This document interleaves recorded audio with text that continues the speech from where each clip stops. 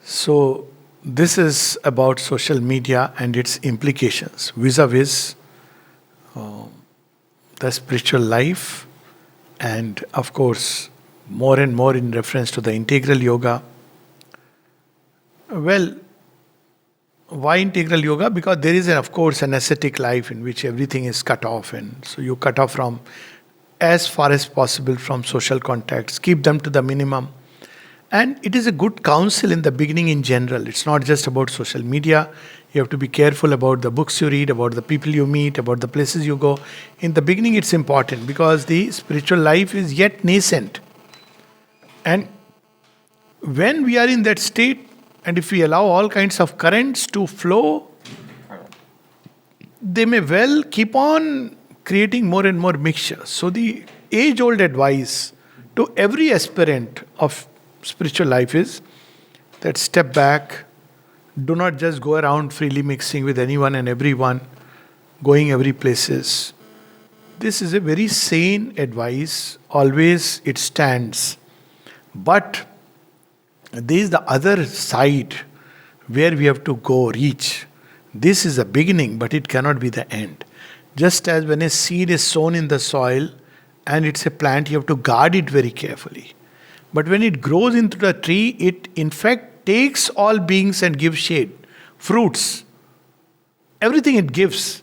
So, in the first stages, it's always wise to be careful of the company we keep. Social media comes later.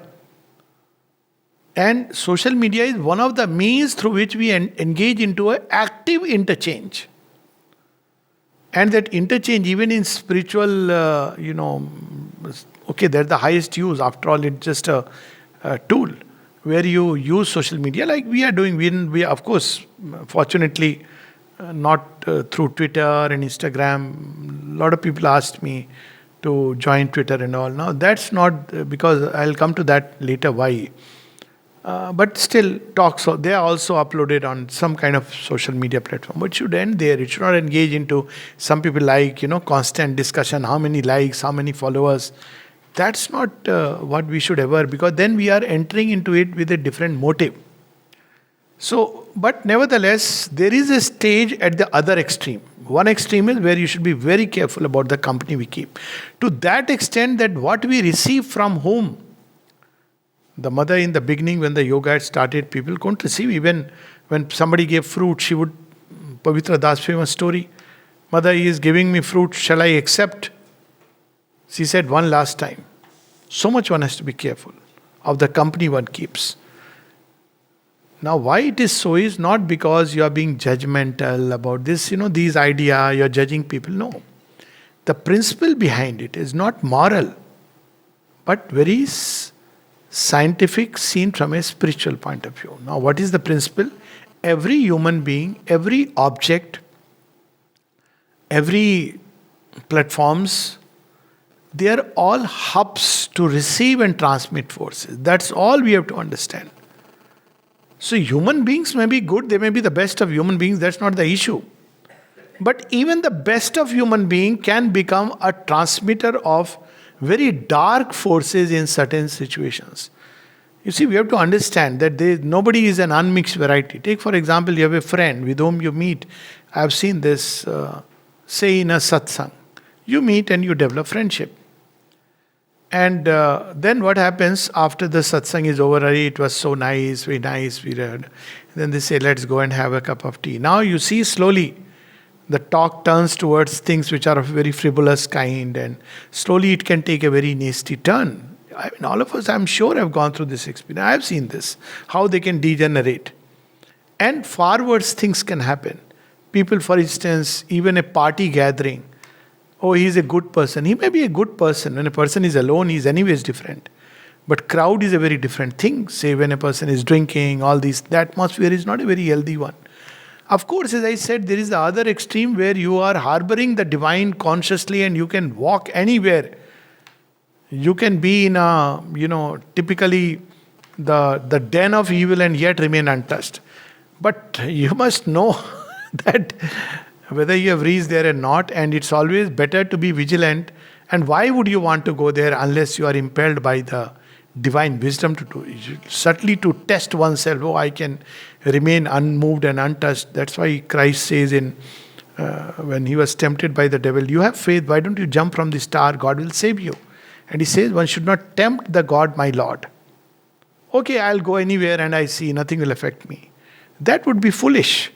So to start with, we must understand human beings, social media, objects, even animals, plants, they are all receivers and transmitters of forces. So for an integral yogi or an aspirant on the path of integral yoga, integral yogi is a non-functional word. But somebody who seeks union with the divine in every plane, in every way, the completest possible union with the sole purpose of manifesting the divine in creation, you have to understand creation. And creation is wired at several levels. There are several network of forces. And each of us is a receiver and a transmitter. At different times, we can be a receiver and transmitter of different kind of forces. There are very few times, few individuals who can be most of the time receiving and transmitting beautiful forces. Most of the time it's a mixed bag. So with this background we come to social media. So every time we post a picture, let's come to very specific. Someone asks that, I'm wearing a particular dress, what's wrong? Well, nothing is wrong from a certain perspective. It's not about wrong and right at all. It's putting the question in a wrong way. There is nothing like wrong or right. If I want to, let's say, be admired by people in a certain way about my dress, about my physical appearance, I want them to respond to me in a certain way, I want them to feel physically attracted to me, it's fine. But be conscious. Don't mix the two things. That's all that is important. Be very clear that I want to lure, attract, and divine understands you have the freedom of choice. You want to be part of a vital world where all kinds of chaotic vital pool. It's fine. It's your choice. It's not about right or wrong. It's about your choice. And every choice is followed by a consequence. So what will be the consequence? You may say, no, but I am safe. Nobody really knows what's my address. I'm not going into how people can find out, misuse those pictures. That's a different issue altogether. The fact remains that we are interconnected with everyone at many levels. So it's not that people with whom you are interacting, they physically know you or will ever meet you physically or not. That's really not relevant. Your picture is an image, just as physical body is an image. And it becomes a means to project certain forces and a means for certain forces to reach back to you. See, that's how many of these, black magic, for instance, white magic, both. You pick up a photograph. Mother and Shiva would look at a photograph and they would decide. So it's an image. Why do we look at mother's picture? It's not a picture. It's a presence which is in the image. So if you look at everything is an image. That's why the word imagination is one of the most creative words. Imagination. You are imaging. So this power to throw images. Now you may feel that, well, it doesn't matter what people are imagining about me.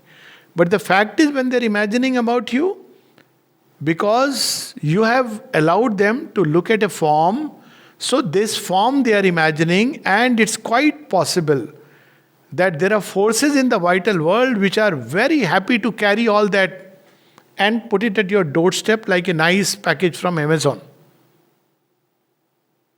And you receive it because unconsciously in sleep, so many states, you receive it because now you have entered into a interchange. Then you start opening to forces which want this lower play to continue. They will start inciting you to post more photographs, more this. You love to see followers, number of comments. And again I am saying, it's not about right and wrong. It's about what you want in your life to be. If you want to be a plaything of forces, perfectly fine. Nothing wrong with that. If you want to be just attract people physically, it's your choice. And it's equally applicable to men and women, let me tell you. It's not like only women. I know men also do the same thing in different ways. So either ways, it's your choice. But then you will attract people who are attracted by the physical appearance, not even reality, because most of the time it's an appearance. Why it's an appearance, particularly in dresses? What do the dresses, these dresses which have come up to create a certain hype, what do? They make your eyes focus on an aspect and they make you oblivious to other things, even without a makeup. So, what happens? They are giving you a misleading, a distorted information. That's one kind of falsehood. But in real life, it may be very different. Not only the person, but also the physical form. Forget about the person. So they create a web of falsehood through which people are entangled like a spider in a net. A spider catches. So it's like the spider which catches the fly in the net. And if you are caught, you become a hub of these forces. And obviously, they will give you pleasure, followed by pain, keep you tied to a very miserable kind of life. Of course, there are some people who love that misery, they are fine. That's a different, they are not yet graduated or even kindergarten stage. They enjoy, they say, we love to have drinks, daru.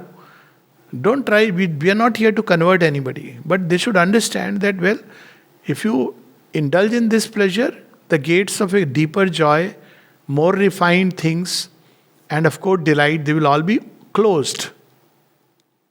You may say, I don't care, so don't care. So again, we should look at it like there should be nothing compulsory.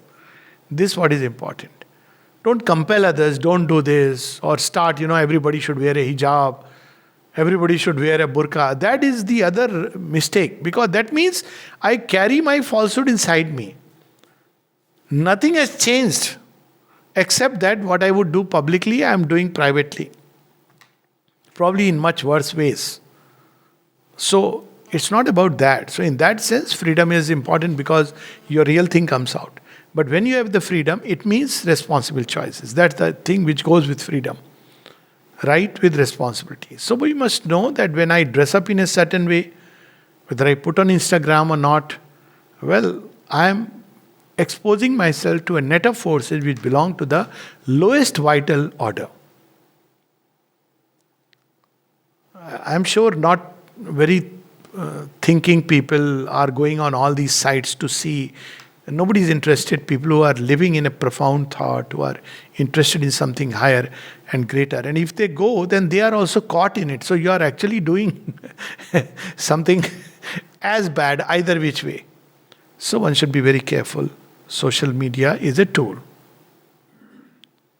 If you want to put some beautiful thought, if at all you feel that thought should circulate, yes, it's a medium. It's okay. It's fine. I mean, nothing for or against it. Maybe one may say it's a good thing to put a nice thought and it circulates in the world. It's okay. You are entering into another web through that projecting beautiful feelings. But to use social media for ego projection of your desire, projection of your lower vital states, certainly means we are becoming more and more vulnerable to the lower vital network of forces, and they will begin to use us as their instrument, at some time even possess us. And from the spiritual point of view, it is a disaster, it is ruinous. It's not about just integral yoga, but any spiritual life. But each one has to make their own choices. I think that answers the question.